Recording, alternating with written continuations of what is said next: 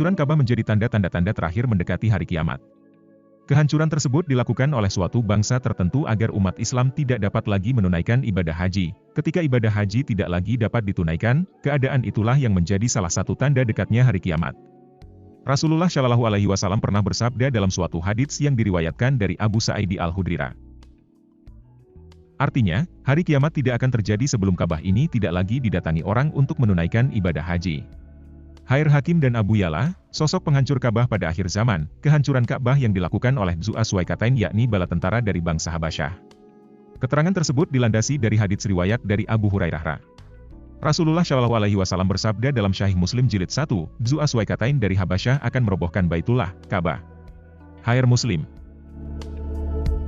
Mengutip Dr. Umar Sulaiman Al-Asikar dalam buku Kisah-Kisah Gaib dalam hadits Syahih, Rasulullah Shallallahu Alaihi Wasallam pernah menyebutkan ciri-ciri dari kelompok tersebut. Dikatakan bahwa pemimpinnya berkulit hitam, berlangkah lebar, bagian ubun-ubunnya tidak berambut, ada kebengkokan pada bagian tangannya, dan kedua paha saling berjauhan satu sama lain. Selain itu, diceritakan bahwa Dzu Aswaikatain memiliki betis yang kecil. Hal itulah yang membuatnya dijuluki dengan Swaikatain atau pemilik dua buah betis yang kecil.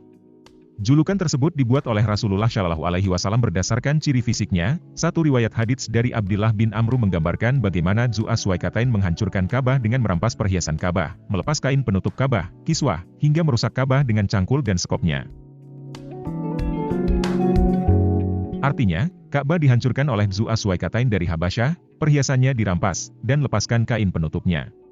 Seakan-akan aku melihat kepalanya botak dan bengkok tulang-tulang persendiannya. Ia menghantam Ka'bah dengan cangkul dan sekopnya. Khair Ahmad, isnad hadits di atas disebut jayyid dan kuat. Pasalnya, keterangan di atas diperkuat oleh sabda Rasulullah Shallallahu Alaihi Wasallam yang dinukil dalam kitab hadits Abu Daud pada bab An-Nahyu an Tahij al-Habasyah.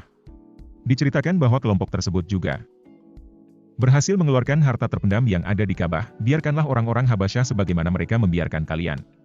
Sesungguhnya, hanya Dzu Aswaikatain dari Habasyah yang akan mengeluarkan harta simpanan Ka'bah. Khair Abu Daud.